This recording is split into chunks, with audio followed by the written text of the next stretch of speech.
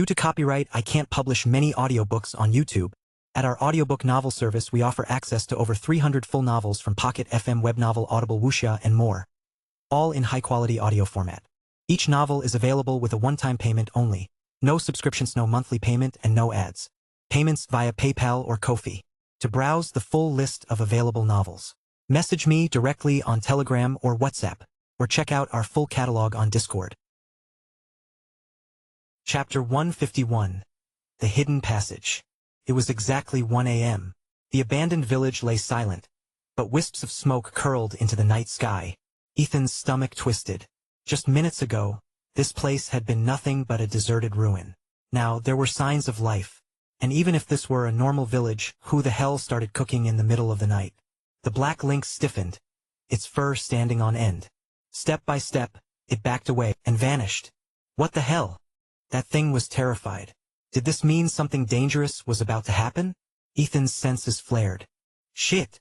From the village's ancient well, a dense crimson mist was rising. In seconds, it had spread throughout the entire village, seeping through every street, every empty house. Dark shadows twisted within the mist, drifting through the air. One of them was heading straight for Ethan's group. The thing was already at the village center and closing in fast. The lynx hadn't been afraid of the village's changes. It had been terrified of this. Ethan's eyes saw only the shifting village, but his heightened senses told a different story. A world smothered in thick, red fog. And the shadows within it were spreading. At this rate, they'd be engulfed in seconds. A faint mist was already curling around their feet, and Ethan's perception was growing dull. His senses, which were supposed to be razor-sharp, couldn't pierce through the blood-red haze. The changing village, the scent of food, an illusion, a trap. If they ran now, that thing would catch them before they even made it to the village outskirts. What now? Ethan relayed everything he sensed to the group. Do suddenly lunged at Leo. Startled, Leo raised an arm to block her, only for his hand to pass straight through. But she didn't reappear behind him. For a brief second, everyone froze. Then, with a determined sprint, Leo charged straight at a tree. At that speed, he was either about to knock himself out cold, or crack his skull open like a watermelon. Ethan instinctively reached out to grab him, but right as his fingers brushed Leo's arm, Leo's forehead slammed into the tree. Victor's heart sank. Is he dead? For a moment, Ethan had the same thought. Was Do behind this? But before he could say anything, Leo's body vanished, just like the lynx. The only difference was, this time, a small smear of blood was left on the bark.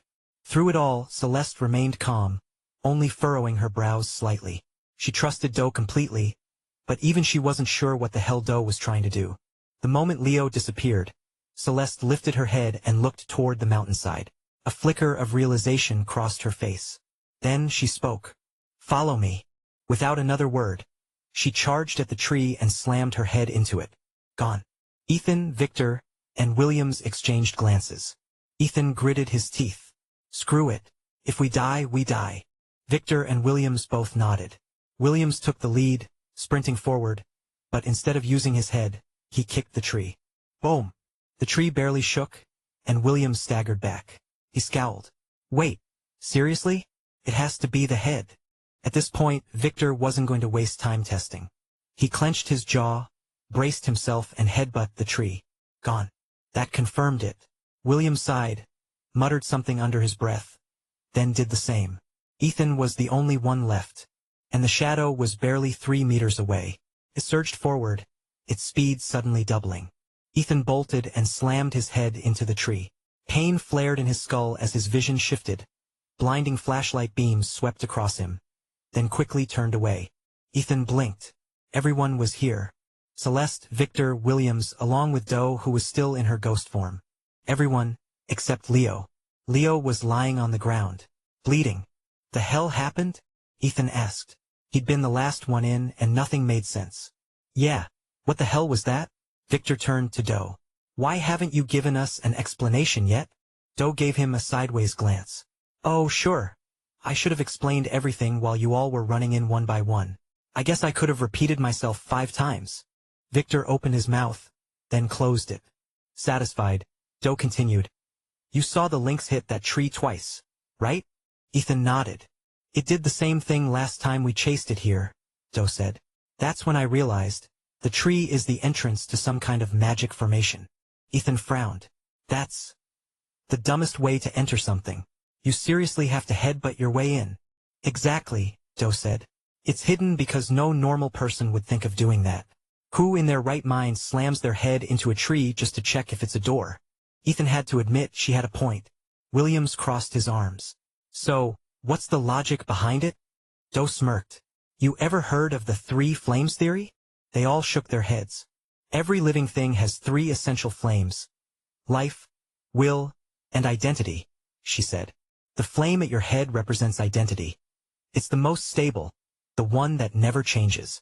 This formation is designed to absorb that specific fire as a key to activate it. No idea what level of spellcaster could construct something like this, but it's beyond insane. Do shook her head in amazement. Williams narrowed his eyes. But, didn't you guys see the Lynx do this before? Didn't you have a spellcaster in the group last time? That thing is fast. Faster than me even when I'm flying. There's no way we could have gotten close enough to see what it was actually doing, Do said. Then she glanced at Ethan. What I do find weird is how it seems so attached to you. Ethan had no answer for that. I'd love to know too, he muttered. Then he turned his gaze toward Leo. All right, what about him? Leo was the only one injured. Everyone else had made it through just fine. At that, Do hesitated. Yeah, about that. Ethan frowned. What did you do? Do scratched her cheek. So, I don't have a body. I had to possess someone to get through. Ethan's eyes narrowed. And because I was inside him, his head flame was weaker than normal. Du koft. So, when he hit the tree, the impact was a bit rougher than expected. Ethan gave her a blank stare. But hey, good news, she added quickly. It could have been worse. At least he's... She paused, then smirked. At least he's, still a virgin. That's why his flame was strong enough to work at all. Ethan's jaw dropped. Wait, what? He's a virgin. Chapter 1. Even Victor, Williams, and even Celeste stared at Leo in stunned silence. This guy's been bragging to us for years. And it turns out it was all just talk? Williams muttered. The problem was, in the eerie silence of their surroundings, everyone heard him loud and clear. At that moment, Leo's fingers twitched slightly. No one else noticed, but Ethan did. His heightened senses had been scanning their surroundings the moment they arrived, and he caught the movement instantly. Leo had woken up the second Jade exposed him as a virgin. And now, unsure of how to face the embarrassment, he was pretending to be unconscious. Ethan wasn't about to let him off easy. He stepped forward and kicked him. If you're awake, get your ass up. Quit playing dead and patch yourself up before you actually die. Then, with a smirk, he added, and what's wrong with being a virgin? It's not like we weren't all virgins at some point. Leo opened his eyes, looking at Ethan like he'd just been betrayed. As he slowly sat up, Celeste suddenly spoke. How old are you? Leo blinked. What? He's 26, Williams answered instantly. Oh. Celeste's lips curled into a knowing smile. She turned and walked away. Leo, halfway through standing up, stumbled. His face said everything. At that moment, Ethan realized where they were. Somewhere inside the mountainside. The western ridge near the village, most likely. The real shock, though? The entire mountain was hollow. Ethan could tell this wasn't natural. The walls bore clear marks of artificial excavation. But more importantly, his usual sensory range was being suppressed. Under normal conditions, he could scan nearly a kilometer in all directions. But here, barely 100. Still, he knew which way to go. At the very edge of his perception, the black lynx was waiting. It walked ahead, pausing occasionally, as if making sure they were following. The group moved forward, turning to a corner, and suddenly, the path ahead was lit. A massive altar came into view. The chamber was dimly illuminated by 9 eternal lamps, their flames flickering with an eerie glow. Ethan counted 9 lamps, 9 corners of the altar, and at 8 of those corners, skeletal remains lay motionless. Feline remains. The lynx crouched beside one of the skeletons. Curious, the group stepped closer. The lynx looked up at Ethan, then stood. It let out a low, mournful howl, then lifted a paw and touched the bones beside it. Slowly, it circled the altar, stopping at each skeleton. Every time it howled again. Finally, it returned to the one empty corner, and lay down. This time, Its golden eyes were filled with something that looked almost pleading. Ethan frowned. Are you saying this last spot is yours? That you're supposed to die here too? The lynx lifted its head. Then, to everyone's shock, it nodded. Without hesitation, it walked over to Ethan. And then, suddenly, it dropped to its knees, its forehead pressed against the cold stone floor. What the hell is this? Victor muttered. Wait. Does it want you to take it with us? Leo asked, eyes widening. It doesn't want to die here? The lynx immediately lifted its head and nodded frantically. Leo's jaw dropped. No way. This thing's sentient? That's impossible. He trailed off, the implications sinking in. Weren't animals?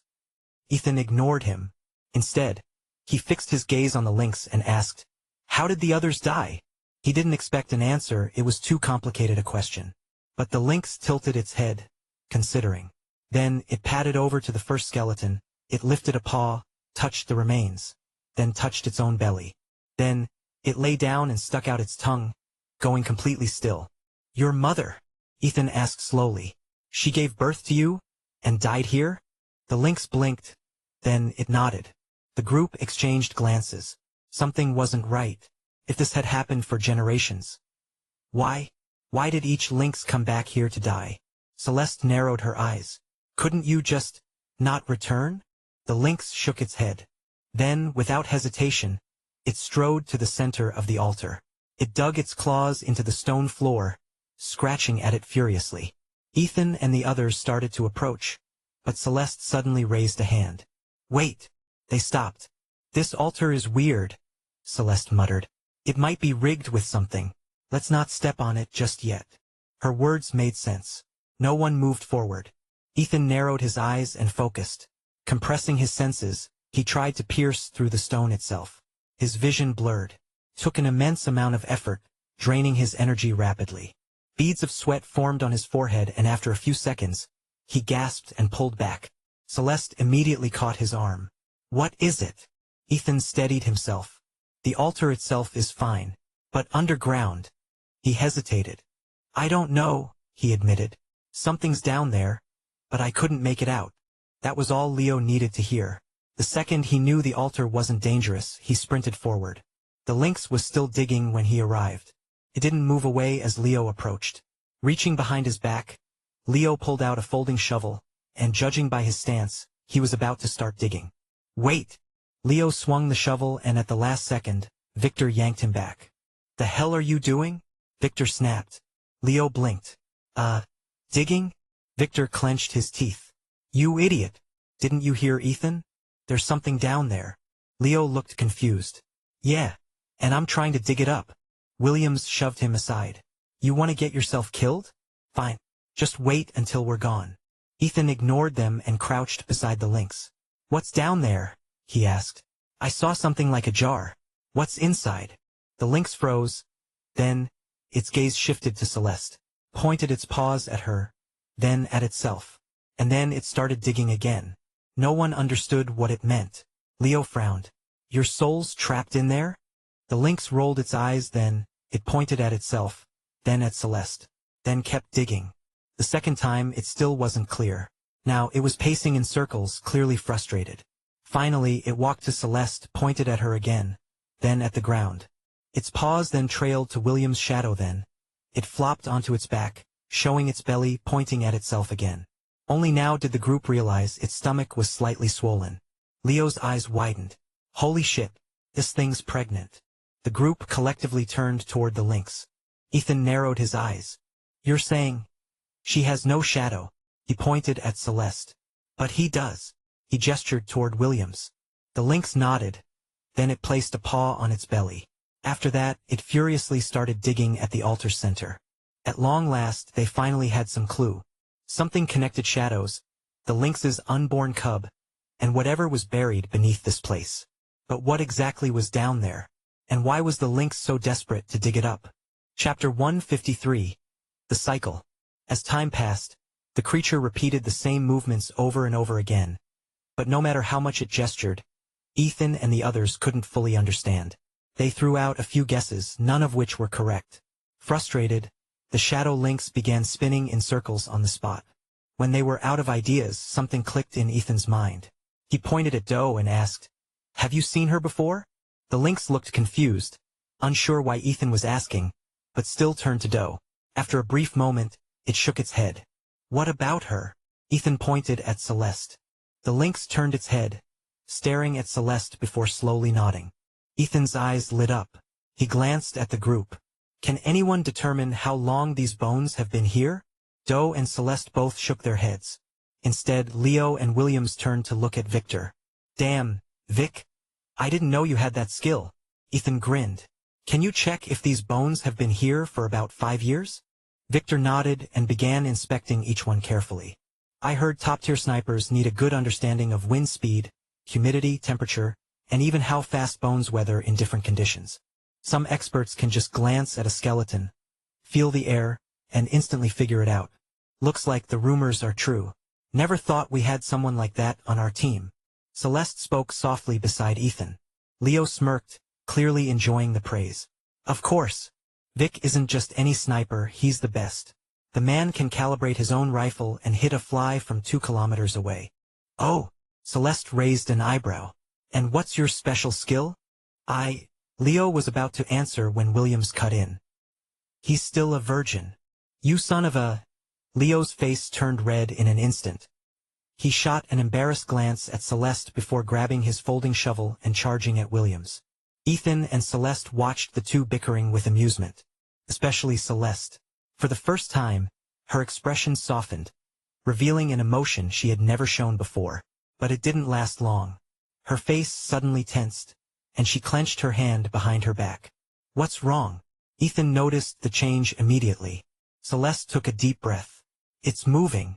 "What?" "The parasite." Ethan's expression darkened. Celeste nodded. "Yeah, I've never felt it move before. Maybe because I was always asleep when it did." "When did it start?" "The moment we entered the mountain. Then it stopped again." Ethan studied her for a moment, then said, "We'll get rid of it this time, I promise." Even as he said it, uncertainty weighed on his chest. But what else could he do? Celeste gave a bitter smile. "I'm not afraid of dying. I just hate failing the mission Vaughn gave me. If I don't make it, you should leave the 9th Division." "Why?" Ethan frowned. "The division is a mess. You might get taken out by your own people before you even realize it." She hesitated before adding, "I think this parasite issue was caused by someone inside." Ethan nodded. He had already suspected as much. Otherwise, where had the classified orders come from? Before he could speak, Victor called out from the side. "Ethan, your guess was right. Based on temperature and seasonal shifts, these bones have been here for about 5 years. Ethan hurried over, and the others followed. "That means, based on the arrangement of the skeletons, the shadow lynx Doe saw 40 years ago, must be this one." Ethan pointed at one of the skeletons. 8 in total. Every 5 years, one dies. And this one here, it should be 4 or 5 years old. That explains why it doesn't recognize Doe. The lynx she saw back then is already dead. It was the first one in the cycle. But it does recognize Celeste, Ethan continued. Which means she really was here before. He glanced back at the lynx. Every one of them probably tried to escape, but something kept them trapped. Every 5 years, they come here to give birth. Then they die. So what the hell is this altar for? Ethan suspected that someone had discovered the last remaining shadow lynx was nearing its end. That meant there would soon be 9 skeletons, completing whatever grim ritual this altar was meant for. Perhaps that was why they had been sent here on a classified mission, just pawns in a larger game, meant to die in the process. No one could say for sure, and Ethan kept his theory to himself. He stepped into the center of the altar, glancing at Celeste. His gut told him something, but without proof he couldn't be certain. After a brief rest, his soul energy had recovered a bit. This time, he closed his eyes, suppressing the range of his soul sense to an extremely small area. It was mentally exhausting, but he had no other choice. He had to see what was hidden below. The altar's material was clearly something special. His soul sense barely managed to seep through. Sweat beaded on his forehead as he finally made contact with whatever was beneath it. "Idiot! Use the energy inside the gate of ascension. How can you be this stupid?" A sudden voice echoed in his mind. Morzan. Ethan hesitated for a second before focusing inward. Thin wisps of mist rose from the lake inside his mindscape, drifting through the gate in an instant. A surge of energy jolted through him. So the source energy inside the Gate of Ascension could replenish his soul power. No **T. Source energy is condensed soul power. The entire space exists to store it. You really thought you could rely on the scraps leaking out? Morzan mocked him before falling silent again. Ethan ignored him.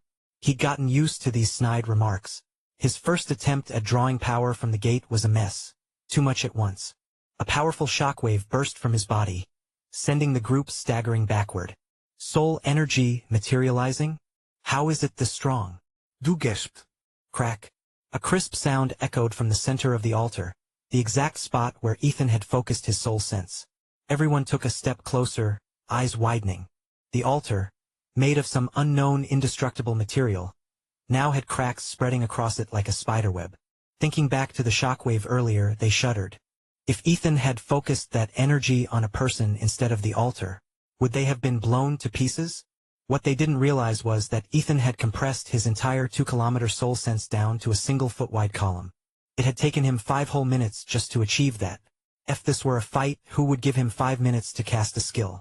In this era, standing still for 5 minutes would get you turned into bullet-riddled meat. But now a new problem arose. If the altar was breaking, what would happen next? As the cracks deepened, Ethan suddenly felt the resistance below weaken significantly. Something was emerging from beneath the altar. Before he could see what it was, his eyes caught a familiar symbol carved into its surface. His breath hitched. The parasite. It was the exact same grotesque mark as the one on Celeste's back. His twisted features made Ethan's scalp tingle. Just as he was about to get a closer look, a sudden force pulled at him. No one else seemed to feel it, because whatever it was draining his soul energy. In an instant, his power surged out like a rushing tide. And in the depths of his mindscape, the tranquil lake inside the Gate of Ascension began to boil. Chapter 154. The Mark. Ethan struggled, but the pull was too strong. Even the mist inside his Gate of Ascension surged outward, pouring through the open threshold. Gritting his teeth, he forced the gate shut with a resounding slam. With no more soul energy flowing, his face turned pale, and his body wavered before collapsing. Celeste, standing nearby, caught him just in time. Though his body was weak from the energy drain, at least he had broken free. Ethan's gaze locked onto the cracked altar, filled with lingering fear. Doe, the only other one who could see his soul energy, shared the same horrified expression. What happened to Ethan? The group rushed over. Ethan didn't answer immediately. He closed his eyes, trying to reopen the Gate of Ascension to replenish his energy. Last time, after escaping the mindscape, he had gained control over opening and closing the gate at will. But now, completely drained, he couldn't establish a connection. After a failed attempt, he gave up and opened his eyes. There's something down there, and it has the same parasite mark as Celeste's. He exhaled sharply. It absorbs soul energy. Nearly drained me dry. Ethan's eyes flicked to Leo, his expression cold. Leo, dig it up. He wasn't the type to just take a hit and let it slide. The altar had already shattered, and nothing disastrous had happened. That meant they could dig the damn thing out, study it, and if necessary, smash it to pieces. No way in hell was he letting something get away with stealing from him. Still nauseous from the encounter, Ethan cursed in his mind. That feeling had been unbearable, like his very soul was being yanked out of his body.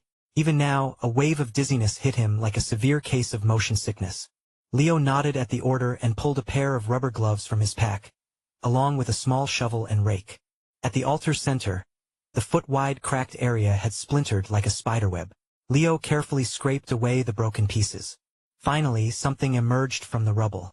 A small, round, leather-wrapped object, no bigger than a dinner plate. It seemed to be sealing whatever was beneath it, like a lid over a jar. Branded into its surface was a grotesque black symbol. The parasite, identical to the one on Celeste's back except for the color. Everyone had braced themselves after Ethan's warning, but seeing it in person triggered an eerie sensation. The longer they stared at it, the stronger the pull. A deep, sinking feeling, like being dragged into an abyss. Don't look at it! Ethan's sharp yell cut through the trance. He knew firsthand. His soul energy had been devoured just moments ago. His voice snapped them out of it. A collective shiver ran through the group, and cold sweat dripped down their backs. For a terrifying moment, it had felt like they were losing themselves. Doe had never gotten close, likely afraid that her soul-form body would be affected too. Leo, on the other hand, had been fully engaged in his task. But when Ethan shouted, he flinched, lifting his head with a startled expression. Damn, Ethan, what the hell was that for? Nearly gave me a heart attack. The others turned to stare at him. What? Leo blinked. Victor wiped sweat from his forehead. You didn't feel anything weird just now? Nope. Wait. Is this because he's still a virgin? Williams muttered. Williams, if you bring that up one more time, we're done. Ethan, barely holding back laughter, waved a hand. All right, Leo, just take it out. It seemed Leo was the only one unaffected, so the job remained his. After a bit of work, he cleared enough debris to reaching in, he grabbed hold of something and yanked. It didn't budge. Frowning, he wiggled it side to side, testing its resistance. He kept shifting it, trying to get a better grip. Ack! Celeste let out a sharp cry, collapsing to her knees as her hands flew to her back. Leo, let go. Don't move, Ethan shouted, already rushing to her side. Without hesitation, he pulled down the collar of her jacket, exposing the back of her neck. The parasite mark writhed beneath her skin, slithering upward at an alarming speed. It was already at the base of her neck. Leo let go immediately. The parasite mark twitched a few more times but stopped climbing. It went still. What do we do? Should we just dig it out? Leo asked, stepping closer. Ethan had thought about it, but now that the idea was out in the open, he hesitated, his expression dark. Celeste shook her head. That won't work. We've already tried. That's why it's called a shadow-eater worm. She took a slow, shuddering breath before continuing. It's a real, physical parasite, a worm, and it's fully fused with my spinal nerves. Even if we tried surgery, there's no way to remove it without severe damage. If you take it out now, at best, I'd end up in a vegetative state. If it were caught early, maybe, but the thing only reveals itself once it reaches the lower spine. Before that, there are no symptoms, no pain, no warning, so no one ever thinks to check. Ethan nodded grimly. He had suspected as much. If the 9th Division, with all its resources, had failed to remove it, then the issue was far worse than it seemed. They had finally made some progress, only to hit another dead end. Worse, the parasite had sped up after being disturbed.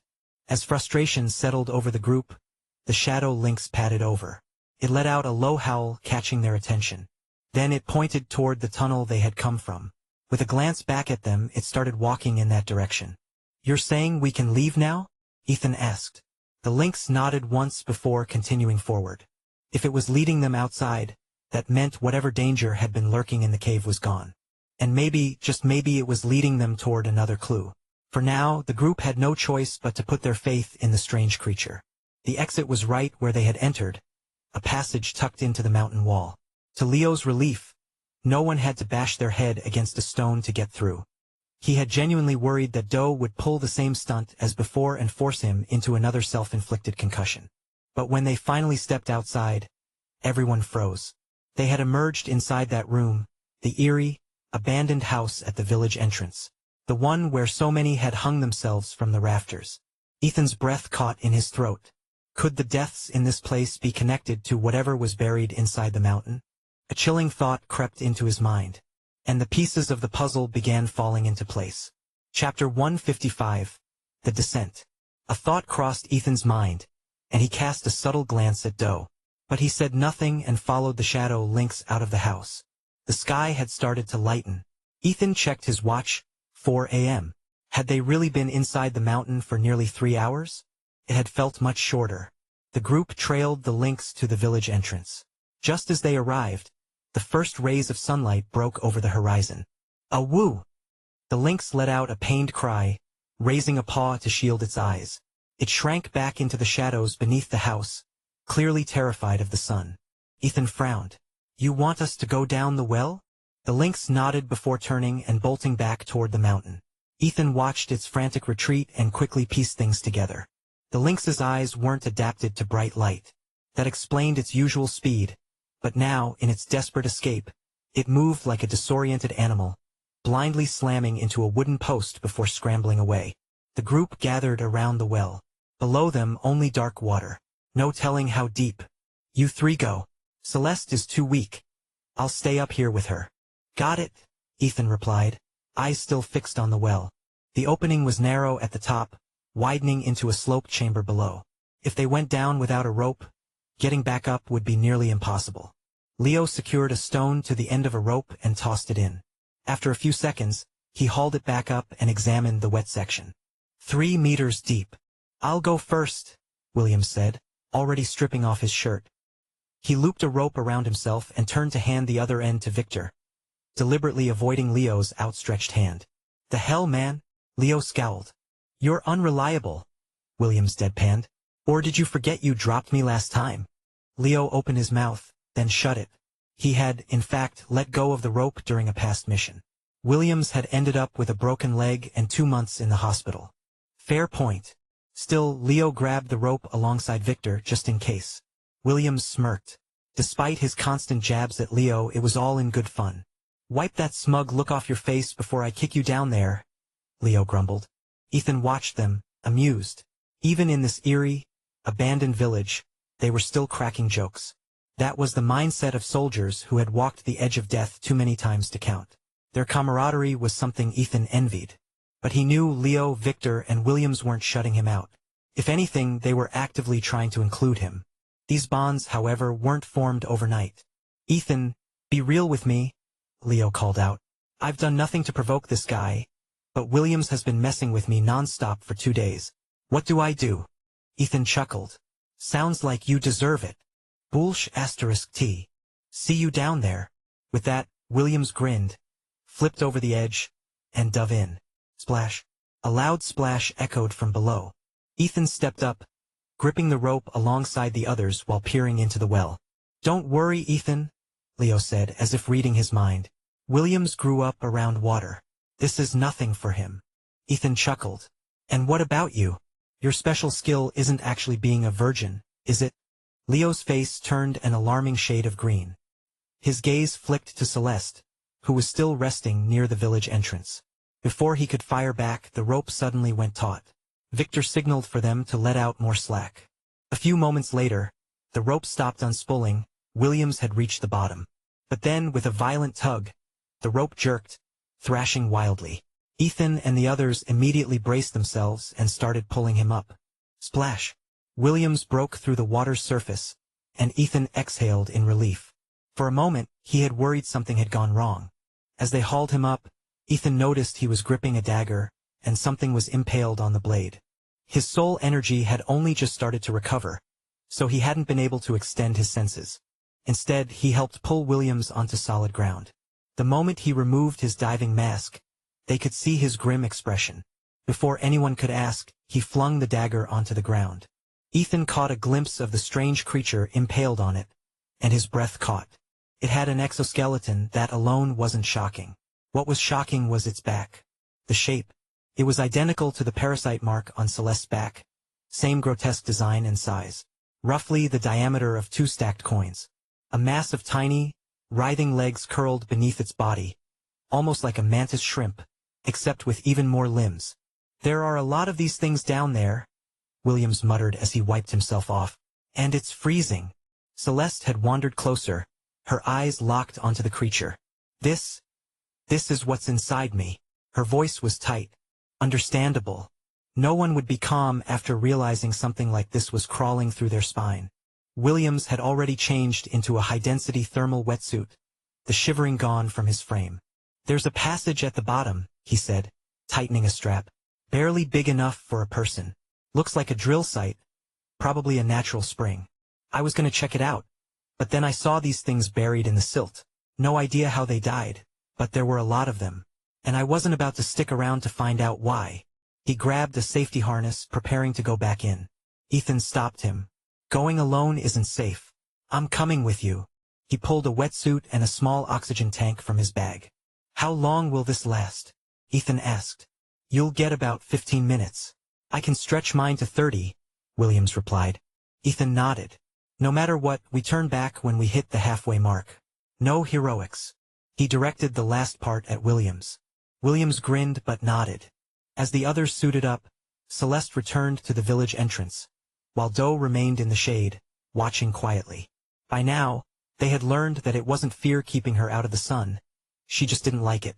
Ethan sat on a wooden post near the well, pulling on his wetsuit. But as he adjusted his gear, he discreetly reached into his bag and dropped a length of rope into the well. Chapter 156. The Rope. The rope slipped into the well, breaking the silence with a soft splash. Victor, being the closest, immediately heard the sound. He turned his head, just in time to see Ethan pulling a grappling hook from his bag, about to toss it down. Victor opened his mouth to speak, but Ethan gave him a quick shake of the head. Victor hesitated but said nothing. He turned away as if nothing had happened. Ethan hesitated for a moment. The grappling hook was made of metal. Dropping it would make too much noise. Before he could rethink, Victor caught his gaze and gave him a slight nod. Ethan understood. Victor was covering for him. Without hesitation, he tossed the hook into the well. "Ryan, help me strap this on," Victor suddenly shouted at the exact moment the hook hit the water. His timing was perfect. The loud shout completely drowned out the splash, blending so naturally it felt rehearsed. This was why he was the best sniper. Just by estimating the hook's weight and gauging the well's depth from earlier, he had calculated the precise moment it would hit the water. Victor didn't know why Ethan needed to do this, but he trusted. Once everything was ready, Leo tied the rope securely to a sturdy tree. After a quick exchange of glances, the four of them jumped in. The well water was murky. Even with their diving masks, visibility was low.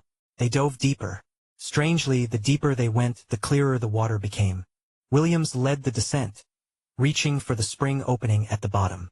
Ethan grabbed him by the shoulder and gestured for him to stop. Victor and Leo also came to a halt. Ethan pinched his nose with his fingers in a signal and then covered his breathing vent to prevent air bubbles from escaping. The three exchanged glances, not entirely sure what he was doing. But they got the message. They all held their breath. Ethan looked up. A faint silhouette stood at the mouth of the well, peering down. Judging by the figure, it was Celeste. Of course, if it wasn't Celeste, that would be strange. If it were Doe, they wouldn't even see a shadow. Celeste remained at the edge, observing. Just as Ethan was on the verge of running out of air, she finally stood up and left. At the same moment, the group noticed something alarming. The rope they had used to descend was being pulled up, inch by inch. Leo's eyes widened. He pointed up, about to speak. Fortunately, Victor knew him too well. He reached over and clamped a hand over Leo's air tube before a single bubble could escape. This was exactly why Leo was never assigned to reconnaissance. He was pure assault. His job was to stay hidden until the order to charge came. Leo's specialty had already been mentioned, raw speed. His record? 100 meters in just 4.38 seconds. 5 seconds faster than the world record. If he wasn't in the military, his name would be in the record books. People once thought he had some kind of speed-based ability, but it turned out his lower leg muscles were simply different. A normal person had 2 calf muscles at the back of their leg. Leo had 3. Not to mention, the tendons in his feet were layered in triple strands. That was why a reckless guy like him had managed to stay in special forces for so long. Above them, the rope was steadily being pulled out of the well. The group was seething, but Ethan's expression was colder than ice. A few more seconds passed before they couldn't hold their breath any longer. They exhaled slightly, releasing a small stream of bubbles into the water. Immediately, they held their breath again and waited. Ethan fumbled around the well's edge underwater. When he had tossed the grappling hook and rope earlier, he had aimed toward the side on purpose. He didn't want them falling into the spring below. His memory was spot on. Right where he expected, he retrieved both the rope and hook. Leo and Williams looked at him in shock, but Victor gave him a silent thumbs up. After securing the grappling hook, the four surfaced. They were about 15 meters below the well's opening. Even with the rope and hook, throwing it up would be no easy task. Ethan stared at the distance, suddenly realizing a problem.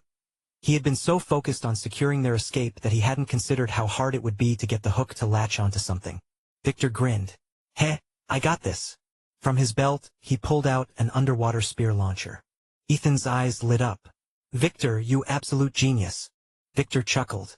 "I didn't bring it on purpose. You guys just didn't have one in your bags. If you did, you would have brought it too." Ethan nodded and handed the grappling hook to Victor. He secured it to the harpoon, lifted the launcher, and aimed at the well's opening. Thump! With a muffled blast, the harpoon shot upward, carrying the hook with it. The recoil was stronger than expected. Victor was sent plunging back into the water. Ethan yanked the rope, feeling a sudden tension. The hook had caught onto something. He pulled hard to test its grip. It held firm. That was all they needed. Just as he was about to climb, Leo shoved past him and grabbed the rope. "Ethan, I'll go first." Ethan grinned and let go. He knew what Leo was thinking. If there was danger up there, he'd rather be the one to face it first. Leo ascended the rope at an incredible speed. Ethan watched, a bit dazed. No surprise there. The guy was a soldier through and through. His technique was textbook perfect. Williams followed next. Then Victor gestured for Ethan to go up before him. Ethan sighed to himself. These guys really treated him like some fragile rookie. He tried mimicking their climbing but quickly realized he didn't have the right technique to do so. In the end, he had to use his legs, squeezing the rope between them as he scrambled upward. By the time he finally reached the top, Williams and Leo reached down and hauled him up. Victor, of course, had it the easiest. The three of them simply yanked the rope and pulled him up in one go. "What now? Why would Celeste do this to us?" Leo asked, frustrated. Ethan patted his shoulder in reassurance. "I'm not sure it was her. Do you remember how Doe controlled you?" Leo's eyes darkened. A wave of fury washed over him as he clenched his teeth. "I knew that damn ghost was up to something from the start." Victor tossed him a backpack. "All right, enough of that. Get changed and quit complaining." Once they were all geared up, they sprinted back toward the tree marking the entrance. Ethan gave a final warning. "Try not to fire your guns. If Doe possessed Celeste, shooting her would only hurt her body. It won't do much to Doe." On the way here, he had noticed Leo had fully loaded his SMG and pistol, safety off, ready to fire at a moment's notice. Hearing Ethan's words, Leo nodded. Then, without hesitation, he charged forward, straight into the tree. Chapter 157. The Truth. Ethan was about to remind Leo to be careful, fearing that the magic formation might have been tampered with. But it was too late. With a loud thud, Leo's body vanished. Thankfully, nothing went wrong. If it had, with the force Leo had used, his head might have been smashed to pieces. The four of them quickly returned inside the mountain, sprinting toward the altar. Leo was incredibly fast. Everyone in the group, including Ethan, was skilled, but Leo was on another level. In the blink of an eye, he had already turned the corner and entered the corridor they had passed earlier. By the time Ethan and the others were halfway there, Leo was out of sight. Bang! The sound of a gunshot echoed through the cavern. Ethan's heart sank. He had specifically told Leo not to fire his weapon. The three of them hurried forward, rounding the corner to find Leo aiming his pistol at the altar. In the ninth spot, where there should have been no remains, lay the shadow lynx. It was unclear whether it was alive or dead. Without turning his head, Leo said, "She was about to gut the lynx. I shot the knife out of her hand." Ethan scanned the area with his soul sense and confirmed that the lynx was still alive. He glared at Celeste and said coldly, "Should I call you Doe, or Celeste?" Celeste let out a soft, melodic laugh. Her voice, usually a neutral, magnetic tone, had shifted into something entirely different, neither her own nor Doe's. It was unsettling. "When did you figure it out?" she asked, her voice now carvoid and eerie, unfamiliar quality. Leo, visibly agitated, demanded, "Who the hell are you? What have you done with Celeste?" "Oh, you little virgin," she teased, her tone dripping with mockery. "Don't tell me you have a crush on her? You're out of luck, though. I happen to know she only likes women." Leo's anger flared, and he looked ready to lunge at her. Ethan placed a hand on his shoulder, calming him, and then turned back to Celeste. "You hid it well. Up until now, I wasn't entirely sure it was you, Doe." Celeste, or rather, the entity controlling her, smirked. "Go on, then. Tell me what you think I've done." Ethan met her gaze calmly. "If the story you told earlier was true, then the 7 people who hanged themselves in that house, that was your doing, wasn't it? You wanted to create panic, to make the villagers believe the place was haunted so they wouldn't go near it. The exit to this place is there, after all. But then the drilling team came and disrupted your plans. They hit an underground river, which I assume leads to some secret location. To stop them from digging further, you possessed those soldiers and made them hang themselves. That secret place, I'm guessing, is beneath this altar, where you've been raising those shadow eaters." "Giggle. You've got quite the imagination, kid," she said, wagging a finger. "But you're only half right. First, I didn't raise those creatures. Second, they're not just any creatures, they're Candle Abyss. Ethan's eyes narrowed. Candle Abyss? Never heard of it. Celeste, or whatever had taken hold of her, smiled, slow and knowing. Of course you haven't. It's older than memory, older than language itself. The name has been forgotten, but the truth never disappeared. You called them Shadow Eaters, didn't you? That's not wrong. But what you're really dealing with is Candle Abyss. Ethan didn't speak, waiting. The abyssal dragon once ruled this place. It had no equal, no rival, until it died. But death isn't always the end. What it left behind wasn't a corpse, but a seed. A fragment of itself, raw and hungry, waiting for the right moment to return. The ancients called it Drum. Her fingers traced the altar's surface, almost reverently. This altar wasn't built to worship the dragon. It was built to nurture what it left behind. They believed that if Drum was fed enough life, enough soul power, it could hatch. And from it, the abyssal dragon would rise again. She let out a small sigh, almost wistful. But when I found it, it was nothing more than a husk. Just a relic of what could have been. A low growl interrupted her, the shadow links stirring on the stone floor. Celeste's no-doze smile widened. Ah, right on time. The 9th sun birthright is nearly complete. Ethan's pulse quickened. The right. He glanced at the links just as something small and golden-furred began to emerge from it. You think you have time to stop this? Du lift. You're waiting for your protector, aren't you? Hoping he'll break through the mist and come save you? Don't bother. Even if he makes it through that mist, he won't be able to enter here. The last time he tried to scare me, I heard his voice. He sounded like some ancient, decrepit old man. The entrance barrier also requires the fire of life to open, and that old fossil's vitality is too weak to activate it now. Even if he knows where the entrance is, trying to force his way in would only damage the barrier's foundation, sealing it off forever. Ethan was stunned. What was she talking about? Was this delay tactics? He was genuinely out of options here. If only she'd leave Celeste's body, he'd blast her with his soul sense without hesitation. And what was this about a protector? Who was she referring to? You're the decrepit one, you old hag. You've really pissed me off now. I was just here to enjoy the show. But fine. Ethan, kill her. The voice of Morzin suddenly echoed in Ethan's mind, filled with rage. Ethan froze for a moment, then quickly understood. This must have been related to the incident when he was gathering energy earlier. He hadn't realized that Morzin had actually scared her before. Old, Ethan almost called him old man out of habit, but he caught himself. He needed Morzin's help now, so he quickly corrected himself. How am I supposed to kill her? She's inside Celeste's body. I'll scare her out. Once she's out, hit her with your soul sense and turn her into dust. Morzin was clearly furious, though Ethan didn't understand why. He called Morzin names like old man countless times before.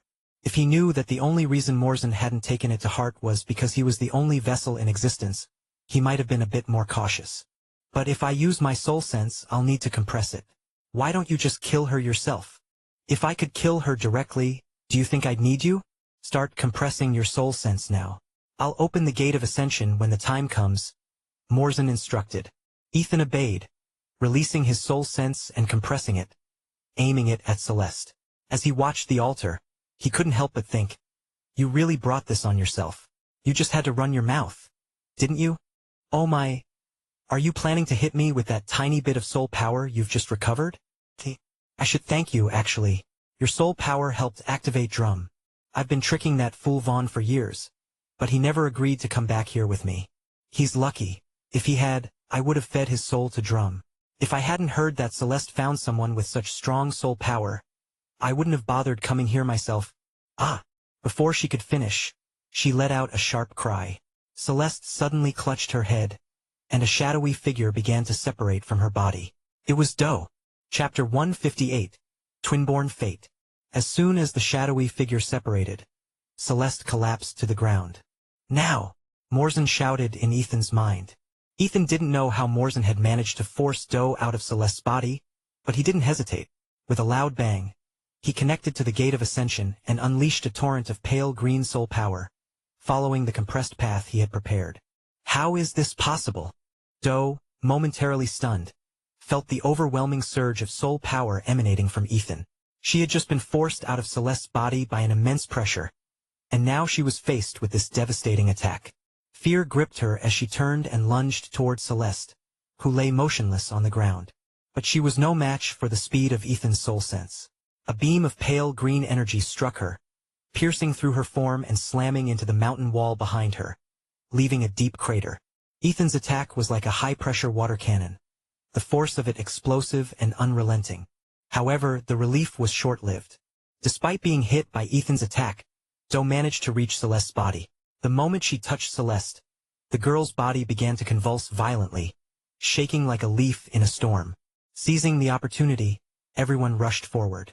They watched helplessly as Celeste continued to tremble, unsure of what to do. Thankfully, the convulsions didn't last long. Soon, she lay still, her body lifeless. Leo cautiously reached out to check her breathing. Suddenly, Celeste's eyes snapped open, startling Leo. Everyone immediately pinned her down, unsure if it was still Doe pretending to be Celeste. "It's me," came the familiar, magnetic voice, but no one moved. They couldn't be sure if it was really her or just Doe playing another trick. Ethan scanned her with his soul sense and found no trace of Doe's presence. "Is she dead?" he asked Morzin in his mind. "Deader than dead. And that girl just devoured her," Morzin replied lazily. Hearing this, Ethan released his grip on Celeste's shoulders. Seeing him let go, the others followed suit. Celeste sat up, looking at everyone with deep gratitude. "Thank you," she said sincerely. The group laughed nervously, their tension melting away as they leaned back and sat on the altar, exhausted. Growl, a mournful cry from the shadow lynx, which everyone had forgotten about, drew their attention. They turned to see a strange and tragic scene unfolding. The golden-furred cub that the lynx had given birth to lay motionless on the ground. Its once vibrant golden hue had faded to a dull gray, and its body was rapidly withering. The mother lynx let out another heart-wrenching cry as she watched her cub's life drain away. Ethan quickly moved toward the cub, reaching out to touch it.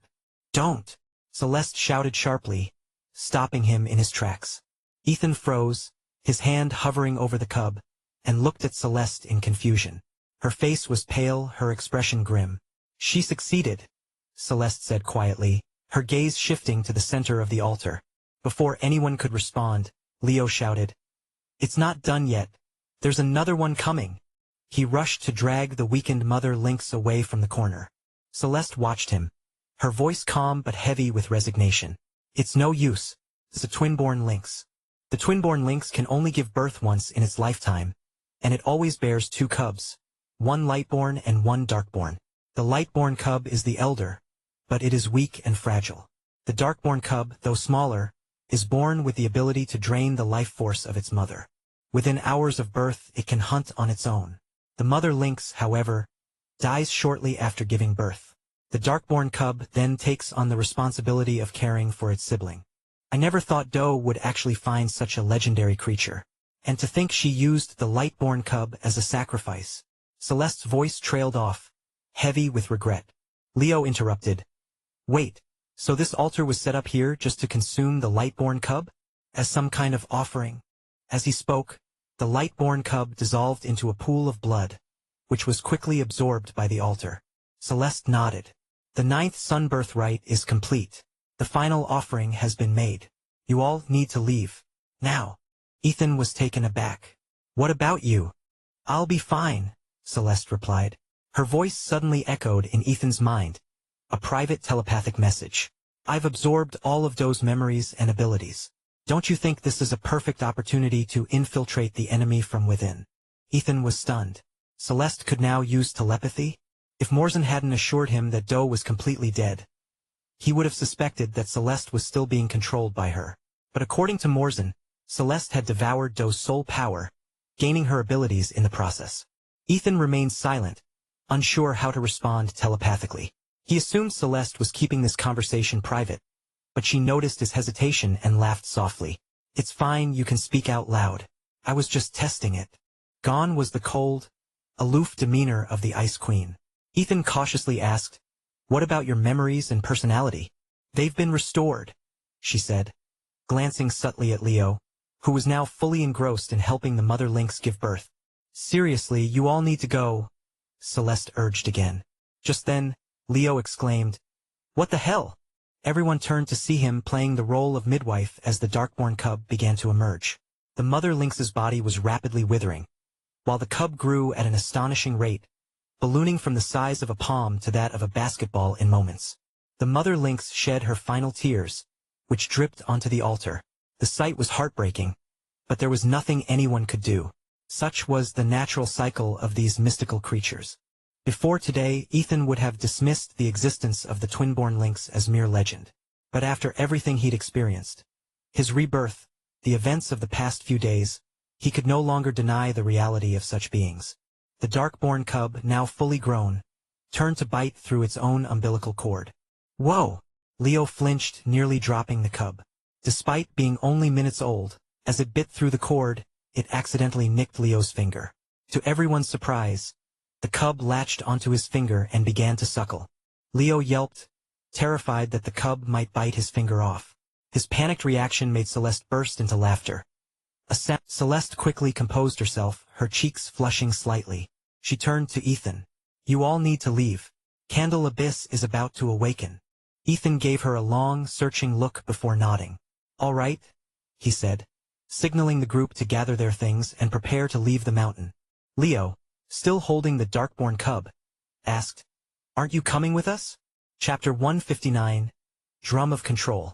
Leo had been so engrossed in delivering the lynx cub that he had completely missed the conversation between Ethan and Celeste.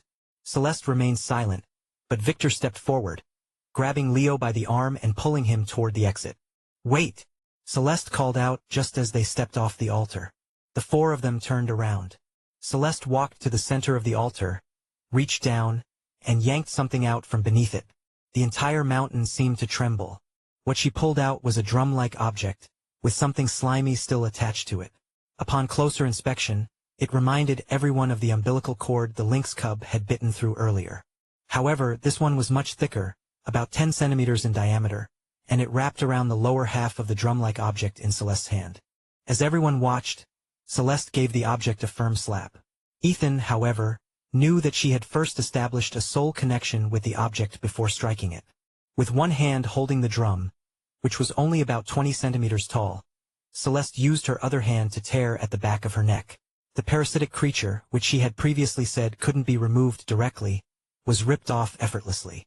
At the same time, the small lynx cub in Leo's arms began to gag. A smaller version of the Candle Abyss wriggled out of its mouth and plopped onto the ground. Holy crap! Leo lifted his foot and stomped on it, squashing it flat. The others showed no unusual reactions, and Celeste spoke up. It's done. Nothing will control the twin-born lynx anymore. As for the Candle Abyss on your bodies, I've removed them as well.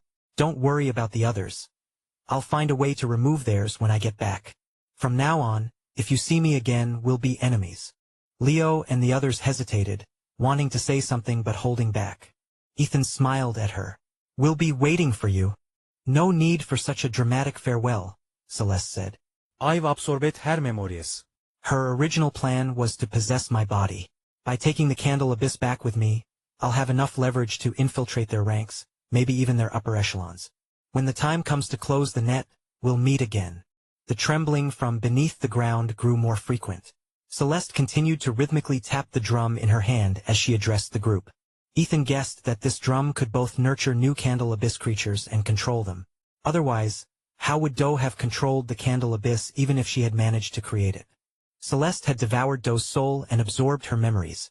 This plan of turning the tables on their enemies shouldn't be too dangerous. As they waved goodbye, Ethan turned and noticed Victor nudging Leo, who looked both bitter and conflicted. Even as they left, Leo seemed to want to say something but couldn't bring himself to speak. Coward. No wonder you've been single for 26 years, Williams muttered under his breath. Leo hung his head, looking utterly dejected, but he didn't argue back. Even Victor nodded in agreement. Leo, I'm not trying to be harsh, but if you like someone, just go for it. Chasing girls requires thick skin, attention to detail, and courage. You've charged into gunfire without a second thought, but this scares you. Leo looked up at him, his face full of grievance. Don't act like you're some expert. When have you ever chased a girl? Victor was momentarily speechless. He hadn't, but then he glanced at Ethan and quickly added, Ask Ethan, Ask him how he managed to win over Lila. Let him give you some lessons. Ethan had been enjoying the spectacle, but when the spotlight suddenly turned to him, the smile on his face froze. He awkwardly scratched his head and said, Victor, I'm in the same boat as you." As soon as he said this, Victor's expression also froze. Leo, on the other hand, looked utterly defeated. It seemed like everyone else had girls throwing themselves at them. To find some psychological balance, he glanced at Williams, finally letting out a sigh of relief. At least there was one person worse off than him. Without even looking at him, Williams knew exactly what Leo was thinking. He calmly said, "You won't find anyone to share your misery with. I'm married." This statement shocked even Victor. "Since when?" he asked. "Just a few days ago," Williams replied. "We've been together for 3 or 4 years. One time, I was driving my taxi, and she pulled up in a Porsche 911, revving her engine at an intersection, trying to provoke me. I shut her down. After that, we kept in touch. She's from Ember City and would visit me in Harbor City when she had time.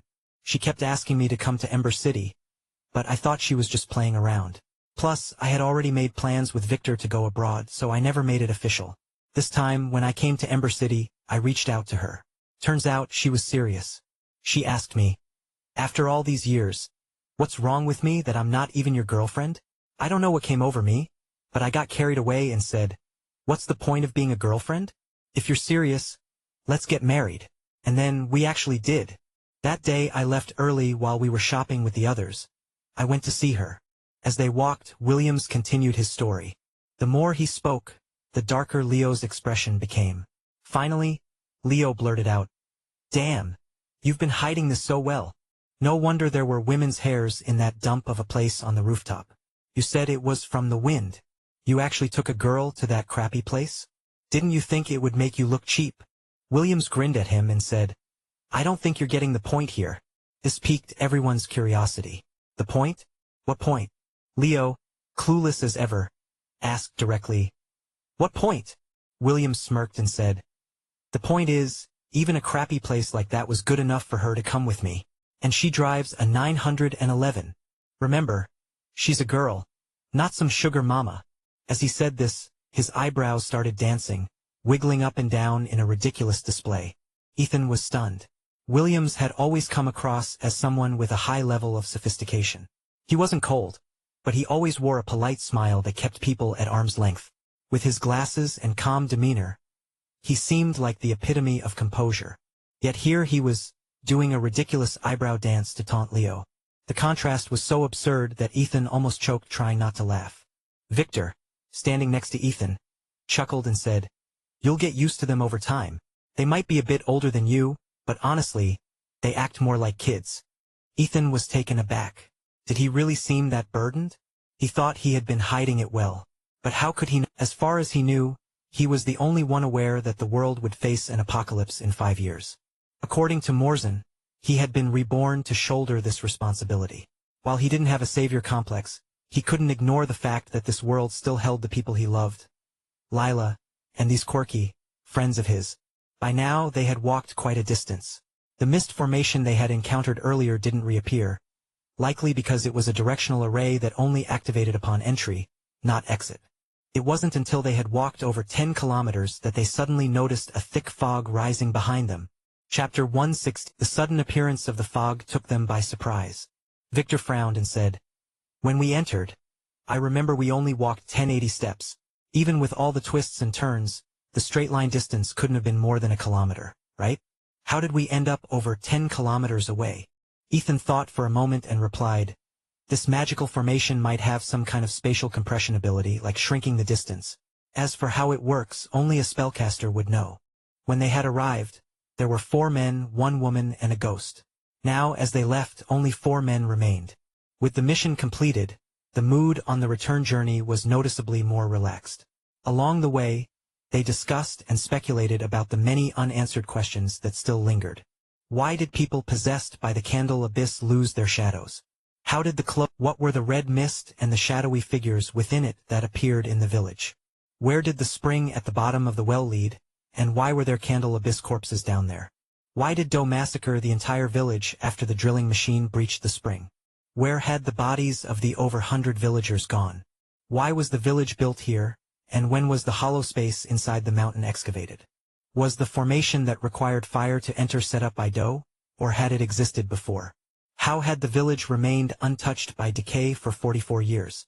Although they had resolved the issue of the candle abyss on Celeste, even more mysteries had surfaced. At first, they debated and theorized enthusiastically, but eventually, the group fell silent.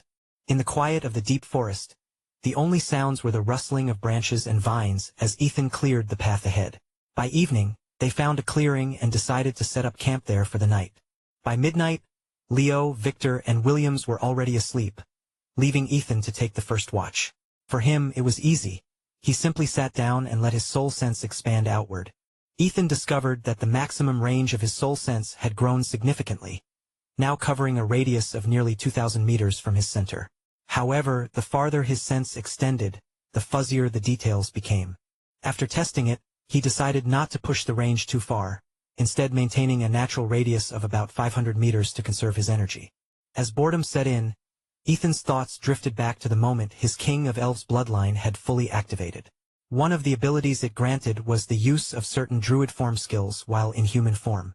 In the game, he had tried every method to activate this ability, but it always remained dormant. Logically, there shouldn't be such a flaw in ethereal. So what was the reason? He had asked Morzan about it once, but the old man had simply told him to figure it out himself. At the thought, Ethan cursed inwardly. "You old geezer, would it kill you to give me a straight answer?" Meanwhile, in a void-like space, Morzan, who had just finished drinking, was in the middle of a deep sleep when he suddenly sneezed. Rubbing his nose, he muttered, "That brat, just wait until you reach that level. I'll make you pay for this." He rolled over and went back to sleep. Back in the forest, Ethan was growing increasingly bored. He stretched and was about to stand up when his soul sense suddenly rippled. 6 figures had just entered his detection range. The sudden movement immediately caught Ethan's attention. Through his soul sense, he could see that the 6 figures were dressed like tourists. Focusing his attention, he scanned their backpacks and found only ordinary items, no firearms or other weapons. However, they did carry knives and machetes, which were standard equipment for anyone venturing deep into the wilderness. What struck Ethan as odd was that they weren't setting up camp despite the late hour. Instead, they were wandering around, which seemed highly unusual. After observing them for a while, Ethan noticed that they were heading straight for their campsite. When they were about 300 meters away, they spread out, taking up positions to surround the camp while moving stealthily. What they didn't realize was that their every move was being monitored by Ethan's soul sense. They were completely exposed. Ethan stood up quietly and unzipped the tent where Leo, Victor, and Williams were sleeping. He planned to cover Leo's mouth first, worried that the guy might make noise if he woke the others. But before he could act, Leo's eyes snapped open, and he raised a finger to his lips, signaling silence. Ethan was momentarily stunned. He glanced around and saw that Victor and Williams were also awake, quietly getting up. Apparently, the sound of the tent zipper had already alerted them. They knew Ethan wouldn't disturb them unless something was wrong. Keeping his soul sense focused on the intruders, Ethan whispered what he had observed to the group. Leo listened and concluded, "They're definitely not ordinary hikers." "No shit, Sherlock," Williams muttered, rolling his eyes. "Enough, you two," Victor interjected. "Ethan, do you think they could be here to back up Doe?" Ethan immediately thought this was a strong possibility. Before they had set out, Celeste had told them that this mission had been assigned directly by Director Vaughn, so no one else should have known about it. She had also warned them that if things went wrong, there would be no reinforcements. If they didn't want to participate, they didn't have to. Now, this 6-person team showed up. Celeste had mentioned that teams from the 9th Division were always 6 people. The fact that they weren't carrying firearms suggested this might be a private operation, meaning they wouldn't have access to restricted weapons. What do we do? If you want access to fast updates or the full novel in high-quality audio, contact me now and buy. I offer over 300 complete audiobooks from Pocket FM, Webnovel, Audible, and more. No locked episodes, no subscriptions, just one-time payment via PayPal or Ko-fi. Message me directly on Telegram or WhatsApp, or check out the full list of available novels on Discord. Start listening to your next favorite audiobook today.